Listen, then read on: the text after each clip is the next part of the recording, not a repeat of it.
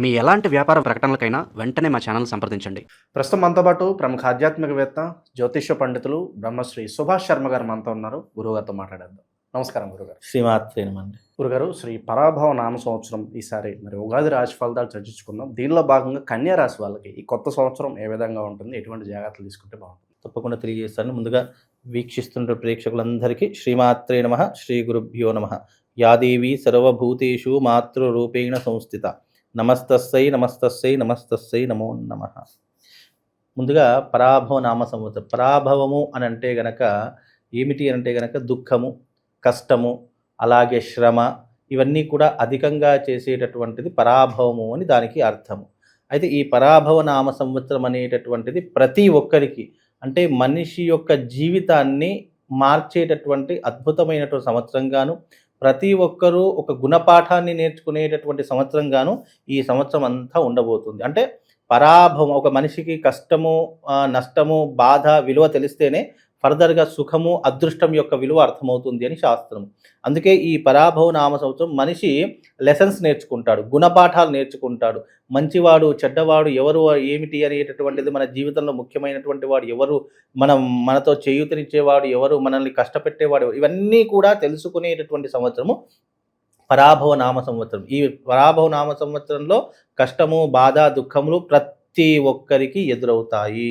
ఎదురు కానటువంటి వ్యక్తి సృష్టిలో ఎవరూ కూడా లేరు. పుట్టిన ప్రతి జీవి కూడా కష్టము, సుఖము, బాధ అనేటటువంటి ఈ సంవత్సరం ఎదురయ్యి తరువాతి కాలంలో వాడు గుణపాఠాన్ని నేర్చుకొని తరువాతి కాలం మంచిగా జరిగేటటువంటి అవకాశాలు ఏర్పడతాయి. ఇది పరాభవ నామ సంవత్సరం యొక్క ప్రధానమైనటువంటి అర్థం. మనకు ఈ సంవత్సరం కన్యా రాశి వారి యొక్క ఫలితాలు కనుక మనం చూసుకున్నట్టయితే, ఈ సంవత్సరం ఆదాయము 8, అలాగే వ్యయము 11, రాజపూజ అవమానాలు 3, రాజ్యపూజ 3, అవమానం కూడా 3, అంటే రెండూ కూడా సమపాలల్లో ఉన్నాయి. అయితే ఇక్కడ వీళ్ళ యొక్క స్వభావం గనక చూసుకున్నట్టయితే, ముఖ్యంగా వీళ్ళకు బంధు ప్రేమ, అభిమానాలు చాలా ఎక్కువగా ఉంటూ ఉంటాయి. అలాగే మనస్సు సుకుమార్యంగా ఉంటూ ఉంటుంది. వీళ్ళు ఏ చిన్న విషయాన్ని కూడా చూసినా వెంటనే బాధపడిపోతూ ఉంటూ ఉంటారు. అలాగే దేహమునందు సౌఖ్యము చాలా సున్నితంగా పెరగడంతో పాటు వీళ్ళు సుఖాలు, భోగాలు ఎక్కువగా అలవాటు అవుతూ ఉంటాయి. అలాగే సున్నితమైనటువంటి పనితనము వీళ్ళు ఎక్కువగా చూపిస్తూ ఉంటారు. అంటే చిన్న చిన్న పనులు కూడా చాలా పెద్ద పనులుగా ఆలోచిస్తూ ఉంటారు. ఆరోగ్యము గురించి దిగులు ఎక్కువగా ఉంటూ ఉంటుంది. అలాగే ముఖ్యంగా వీళ్ళకు సత్యవాక్కులు కలిగినటువంటి, అంటే నిజము చెప్పేటటువంటి వారిలో వీరు ముందడుగులో ఉంటూ ఉంటారు. అలాగే వీళ్ళకు బుద్ధి ఎక్కువగా ఉంటూ ఉంటుంది. అంటే ఆలోచన శక్తి కావచ్చు, నైపుణ్యం కావచ్చు, బుద్ధి కుశలత కావచ్చు, ఇవి ఎక్కువగా ఉండేటటువంటి వారిలో కన్యా రాశి వారు ఒకరు అని చెప్పుకోవచ్చు. అలాగే వీళ్ళకు గృహములు, వస్త్రములు అంటే అలంకరణ వస్త్రం చాలా ఇష్టమవుతూ ఉంటుంది. అంటే కొత్త బట్టలు వేసుకోవాలి, లగ్జరీగా ఉండాలి, మంచి ఇల్లు కొనుక్కోవాలి, లేదా మంచి ఇంట్లో ఉండాలి, నేను ఉన్నటువంటి వాతావరణం చాలా నీట్గా ఉండాలి. అంటే మంచితనము వల్ల వీళ్ళకు వచ్చినటువంటివి ఏంటంటే, ఎక్కువగా వీళ్ళు లగ్జరీ లైఫ్ని ఎక్కువగా కోరుకునేటటువంటి వారిలో కన్యా రాశి వారు ఒకరు అని చెప్పుకోవచ్చు. అలాగే వీళ్ళకు విలాసవంతమైనటువంటి జీవితం ఏర్పరచుకోవాలి అనేటటువంటి ఆశలు, కోరికలు ఎక్కువగా ఉంటూ ఉంటాయి. మంచితనానికి తెలివితేటలు కలిగి ఉంటారు. పొదుపు ఎక్కువగా చేస్తూ ఉంటారు.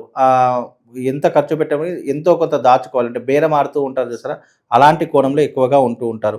ఎంతో కష్టపడితే కానీ డబ్బు రాదు, చాలా కష్టపడితే కానీ వీళ్ళకి డబ్బు రాదు. కాబట్టి వచ్చిన డబ్బుతో లగ్జరీగా ఉండాలని ఆలోచిస్తూ ఉంటారు. ఎవరి మీద ఆధారపడకుండా స్వతంత్రంగా జీవించేటటువంటి వారిలో కన్యా రాశి వారు ఒకరు అని చెప్పుకోవచ్చు. కాబట్టి కన్యా రాశి వారు ఈ రకంగా వాళ్ళ యొక్క స్వభావం అనేటటువంటిది ఉంటుంది. ఇక సంవత్సర రాశి ఫలితాలకు వచ్చేస్తే గనక, ముఖ్యంగా గురువు 9వ స్థానంలో ప్రస్తుతానికి సంచరిస్తున్నాడు. తదుపరి స్థానం 10వ స్థానంలోకి చేరుకుంటాడు. అంటే ప్రస్తుతానికి ఇప్పుడు మిథునంలో ఉన్నాడు, తర్వాత కర్కాటకంలోకి చేరుకుంటాడు. కాబట్టి కన్యా రాశి వారికి ప్రస్తుతం 9వ స్థానం మన మిథునంలో ఉన్నాడు. కాబట్టి తర్వాత 10వ స్థానంలో మారితే ఎలా ఉంటుందో తెలుసుకుందాం. ఈ యొక్క స్థానచలనం వల్ల, అంటే 10వ ఇంట్లో గురువు స్థానచలనం వల్ల వివాహాది శుభకార్యాలు ఎక్కువగా చేస్తూ ఉంటారు. రావాల్సిన ధనం చేతికి వస్తుంది. నూతన వ్యాపారాలు ప్రారంభిస్తూ ఉంటారు. వ్యాపారం నందు మంచి లాభాలు కలుగుతాయి. విద్యార్థులు ప్రథమ శ్రేణిలో, అంటే మంచి చదువుల స్థాయిలో చేరుకుంటూ ఉంటారు. ఉద్యోగంలో మార్పులు ఉంటూ ఉంటాయి. ప్రమోషన్లు లభిస్తాయి. బంధుమిత్రుల కలయిక, ఉన్నత చదువులకు విదేశీ ప్రయాణాలకు చేయుట, సంతాన ప్రాప్తి కలుగుట, ఇలాంటి ఆనందమైనటువంటి జీవితాన్ని గడిపేటటువంటి అవకాశం ఏర్పడుతూ ఉంటుంది. గౌరవము కలిగించుట, నూతన వస్తువాహన ఆభరణాలు, బంగారు ఆభరణాలు కొనుగోలు చేస్తుంటారు. తాత్కాలికమైనటువంటి ఉద్యోగస్తులకు పర్మనెంట్ అయ్యేటటువంటి అవకాశాలు ఏర్పడుతూ ఉంటాయి. అకాలమైనటువంటి ముష్టాన్న భోజనం అంటే సమయానికి భోజనం చేయరు, అకాల సమయానికి మాత్రమే భోజనం చేస్తూ ఉంటారు. ప్రయాణాల్లో లాభాలు చేకూరుతూ ఉంటాయి. ఇంటి యందు అందరికీ ఆరోగ్యము, అన్నదమ్ములతో అక్కా చెల్లెళ్ళతో ఎక్కువగా టైంని స్పెండ్ చేస్తూ ఉంటారు, ఎక్కువగా వాళ్ళతో కాలం గడుపుతూ ఉంటారు. అలాగే రాజకీయము యందు జయము, కోర్టుల కేసుల యందు పరిష్కారమగుట, అలాగే ధనమును పొదుపు చేయుట, ఆదాయం బాగా వచ్చుట, ప్రణాళికలు వేసుకుండుట, ఇలాంటివి కొన్ని ప్రత్యేకమైనటువంటి పనులు వీళ్ళు చేసేటటువంటి లక్షణాలు ఏర్పడుతూ ఉంటాయి. ఆకస్మికంగా కొన్ని పనులు నెరవేరుతాయి, అనుకోకుండా కూడా కొన్ని పనులు నెరవేరిపోతూ ఉంటాయి వీళ్ళకి అనుకోకుండా. అలాగే ముఖ్యంగా కొత్త ప్రయాణాలు ప్రారంభిస్తూ ఉంటారు. వీళ్ళ మాటకు తిరుగు ఉండదు, అందరూ కూడా వీళ్ళ మాటకే కట్టుబడి ఉంటూ ఉంటారు. అలాగే మీ ప్రయత్నాలు నిర్విఘ్నంగా నెరవేరుతూ ఉంటాయి. వీళ్ళు చేసే ప్రతి ప్రయత్నం కూడా ఏ ఆటంకం లేకుండా నిర్విఘ్నంగా కొనసాగుతూ ఉంటాయి. పిల్లల చదువుపై శ్రద్ధ వహిస్తూ ఉంటారు. పిల్లలపై బాధ్యత, కేరింగ్ అనేటటువంటిది పెరుగుతూ ఉంటుంది. కుటుంబంలో ఇంకొకరి సంపాదన మొదలవుతుంది, అంటే కుటుంబంలో కొత్త సంపాదన మొదలవ్వడం కానీ, కొత్త లావాదేవీలు జరగడం కానీ ఇలాంటివి జరుగుతూ ఉంటాయి. అలాగే మంచితనము ఎక్కువగా ఉండేటటువంటి కారణం చేత వీళ్ళు జీవితంలో గౌరవ మర్యాదలకు ఏ భంగం రాదు. కష్టపడినందుకు మంచి ఫలితాలు దక్కుతుంది. ఇంతకు ముందు నిలిచిన పనులు తిరిగి ప్రారంభమవుతాయి. ఎవరైతే గతంలో పెండింగ్లో ఉన్నటువంటి పనులు కూడా ఇప్పుడు చక్కబెట్టుకునేటటువంటి అవకాశం ఏర్పడుతుంది. పరోపకారము చేయుట, వృత్తి యందు చురుకుదనము, దాన ధర్మాలు చేయుట, గృహ అలంకరణలు, వస్తువులు కొనుట, మీ గుడ్విల్ పెరుగుతూ ఉంటుంది. అంటే దీనివల్ల మీ యొక్క మంచితనము, మీ గుడ్విల్ కూడా పెరిగేటటువంటి అవకాశం ఏర్పడుతూ ఉంటుంది. అందరినీ కలుపుకొని సమిష్టి ప్రయోజనాల కోసం మీరు చేసే ప్రతి ప్రయత్నం కూడా విజయవంతంగా పూర్తవుతుంది. మీ అవసరాలకు ధనం ఏదో రూపకంగా వస్తుంది. ఉన్నతంలో విలాసవంతమైనటువంటి జీవితాన్ని ఈ సంవత్సరము గడుపుతారు. అది ఎప్పుడు అంటే గురువు 9వ స్థానంలో సంచరించినటువంటి అదృష్ట కారణ 10వ స్థానంలో రావడం వల్ల మళ్ళీ మార్పు జరుగుతుంది.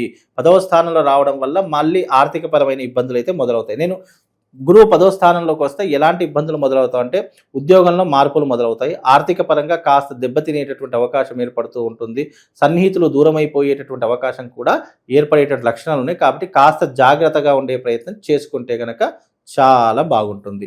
ఇక శని 7వ ఇంట శని ఉండడం వల్ల ఎలాంటి ఇబ్బందులు జరుగుతాయి అని అంటే కనుక ముఖ్యంగా జాతకంలో గురువు శని ఈ 2 గ్రహాల యొక్క ప్రభావం చూసుకోవాలి. మిగతా గ్రహాలు ఎలా ఉన్నప్పటికీ కూడా దాన్ని మార్చుకోవచ్చు, కానీ గురువు శని యొక్క ప్రభావం అనేటువంటి చాలా తీవ్రంగా ఉంటుంది. కాబట్టి శని 7వ ఇంట ఉండడం వల్ల మనస్సునందు భయం ఏర్పడుతూ ఉంటుంది. అలాగే ప్రయాణములో ఆటంకాలు మొదలవుతూ ఉంటాయి. శస్త్రచికిత్సలు, కొంచెం ఆర్థిక పరమైనటువంటి ఇబ్బందులు ఏవి పనిచేసినా ఆలస్యముగా నెరవేరుతూ ఉంటాయి. అంటే మనము ఈ యొక్క ఎవరైతే ఈ యొక్క రాశి వాళ్ళు ఉన్నారో ముఖ్యంగా కన్యా రాశి వాళ్ళు హాస్పిటల్లో శస్త్రచికిత్స చేసుకోవడం, ఆపరేషన్స్ లాంటివి చేసుకోవడం ఎక్కువగా జరిగేటటువంటి సంఘటనలు ఈ యొక్క 2026లో జరుగుతూ ఉంటాయి. అలాగే ముఖ్యంగా ఆత్మీయులు విడిపోవుట, మోసపూరితమైనటువంటి వాతావరణం ఏర్పడుట, రాని బాకీలు, వివాదమగుట, ఇలాంటివి ఎక్కువగా జరుగుతూ ఉంటాయి. మానసిక ఒత్తిడి, కోపము అధికము, సహనము, ఓర్పు బాగా అవసరము. అనవసరమైనటువంటి పనులు చేసే చింతించుట, మధ్యవర్తిత్వం అస్సలు పనికిరాదు. అంటే మీడియేటర్ చేయడము, మధ్యలో ప్రతి ఒక్క దాన్ని దూరిపోవడం అస్సలు పనికిరాదు. కాస్త జాగ్రత్తగా ఉండండి. అలాగే వీళ్ళు అనవసరమైనటువంటి పనులు చేసి చింతించుట, ముఖ్యంగా పరిచయం లేని వ్యక్తుల ద్వారా వీళ్ళు పనులు కోల్పోవుట, పెద్దల యొక్క మాట వినకపోవడము, వ్యర్థ సంచారము, మితిమీరినటువంటి ఆత్మవిశ్వాసం వల్ల నష్టపోయేటటువంటి అవకాశం ఏర్పడుతుంది. కాస్త జాగ్రత్తగా ఉండే ప్రయత్నం చేసుకుంటే అన్ని రకాలుగా బాగుండేటటువంటి అవకాశం ఏర్పడుతుందండి. ఇక షడ్రుచుల సమ్మేళనం గురుగారు, ఏ రుచి ఈ సంవత్సరం అంత వేలకు ఎక్కువగా తగులుతుంది? ముఖ్యంగా వీళ్ళకు జూన్ వరకు తీపి పదార్థం అని చెప్పుకోవచ్చు. జూన్ దాటింది, 10వ స్థానంలో గురువు అడుగు పెట్టాడు అని అనుకోండి, ఏమవుతుందంటే మళ్ళీ కష్టాలు అనేటటువంటి ప్రారంభమవుతాయి. కాబట్టి మీరు జీవితంలో ఏ పని చేయాలనుకున్నా మీరు జూన్ 1వ తారీఖు వరకు అన్నీ ముగించుకోండి. అప్పులు ఉంటే అప్పులు క్లియర్ చేసుకోండి, బ్యాంకు రుణాలు ఉంటే బ్యాంకుల రుణాలు క్లియర్ చేసుకునే పరిస్థితులు ఏర్పరచుకోండి, కోర్టు సమస్యలు కానీ పోలీస్ స్టేషన్ వ్యవహారాలు కానీ సెటిల్మెంట్ చేసుకునే ప్రయత్నం చేసుకోండి. అందరి విషయాల్లో అనవసరంగా కలగజేసుకోకండి. మీ తల మీద భారాన్ని అస్సలు పెట్టుకోకండి. వీలైతే ఉప్పు కారం అన్ని తినైనా బ్రతకండి తప్ప అన్ని మాకు లగ్జరీ లైఫ్ కావాలి, మేము అప్పులు చేసుకుని బాగా బ్రతుకుతామంటే దానికి ఎవ్వడూ ఏమీ చేయలేడు. కాబట్టి కాస్త జాగ్రత్తగా ఉండే ప్రయత్నం చేసుకోండి. వీలైనంత వరకు మీ కష్టాలను దూరం చేసుకునే ప్రతి పని కూడా చేసుకుంటే అన్ని రకాలుగా బాగుంటుంది. ఎటువంటి పరిహారాలను ఆచరిస్తే బాగుంటుందంటారు గురుగారి సంవత్సరం అంతా? ముఖ్యంగా ఈ రాశివారు ఏదైనా పరిహారం చేయించుకోవాలి అని అనుకుంటే గనక వీళ్ళకు అద్భుతంగా ఉపయోగపడేటటువంటిది ఏంటి అంటే సహస్రమోదక యాగము, అంటే గణపతికి సంబంధించినటువంటి యాగం ఉంటుంది, సహస్రమోదక యాగం. అది చేసుకుంటే కొంతవరకు ఉపశమనం కలుగుతూ ఉంటుంది. వీలైనంత వరకు ఇంట్లో కానీ దేవాలయంలో కానీ చేసుకునే ప్రయత్నం చేయండి. తద్వారా వాళ్ళకు శుభం లాభంతో పాటు అదృష్ట యోగం కూడా కలుగుతుంది. చాలా మంచి విశ్లేషణ అందించారు. ధన్యవాదాలు. శ్రీమాత్.